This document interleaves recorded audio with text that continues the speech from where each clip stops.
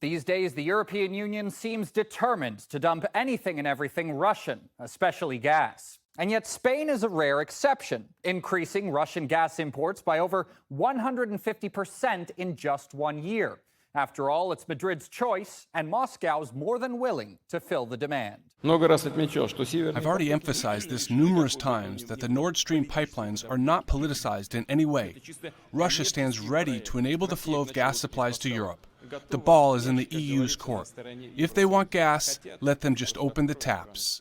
Russia's even offered to pump gas through the Nord Stream 2 channel that's still functioning after last month's pipeline explosions. Berlin, however, has rejected that offer, and German gas prices continue their upward climb.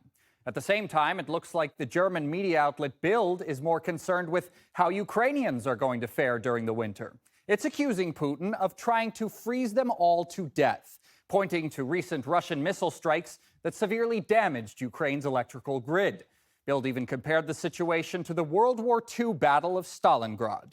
How Putin wants to freeze Ukraine. Since Monday, Putin has attacked power plants all over Ukraine, causing power outages as temperatures in Kyiv and other places drop down to 3 degrees Celsius at night. Experts are certain, with the attacks on civilians, Putin wants to freeze the war before winter. What we see is a strategy to achieve a Russian-dictated peace and to avoid another winter war, East European researcher Andreas Umland told Bild. This is how Stalingrad became a death trap. The battle for the industrial center of Stalingrad, in the winter of 1942-1943 is considered by historians to be the turning point of the Second World War, in favor of the Soviet Union. Because despite high losses, the Red Army managed to encircle the soldiers of Hitler's Wehrmacht. At temperatures as low as -30 degrees Celsius, tens of thousands of soldiers either froze or starved to death. Probably not the best decision to indirectly compare your allies to the Nazis, especially when many of them actually are, and they're trying to keep that on the down low for PR's sake. But to Bild's credit, Russia says it's indeed fighting neo-Nazis as it fought their predecessors back in the Second World War. And like back then, the question of how winter will play out is more than relevant. The head of Gazprom's already warned against playing with fire here, or in this case, playing with the cold. There is a much more serious part of the question, referring to the passage of the heart of winter.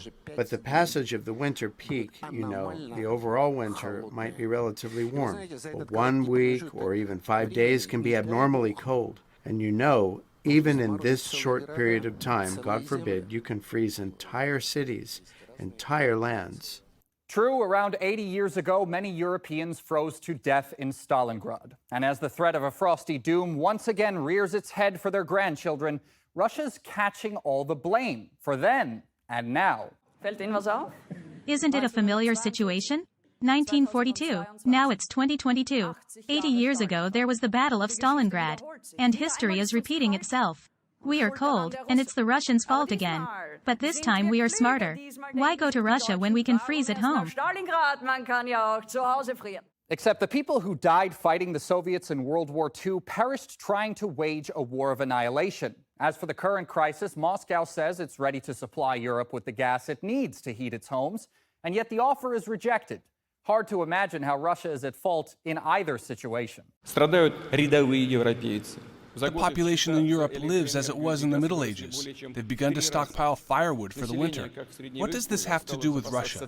They constantly try to blame their own mistakes on someone else, in this case Russia. I want to emphasize that this is their own fault. Perhaps the main thing we should remember, though, when considering Bild's Stalingrad comparison, is who was on the winning side last time.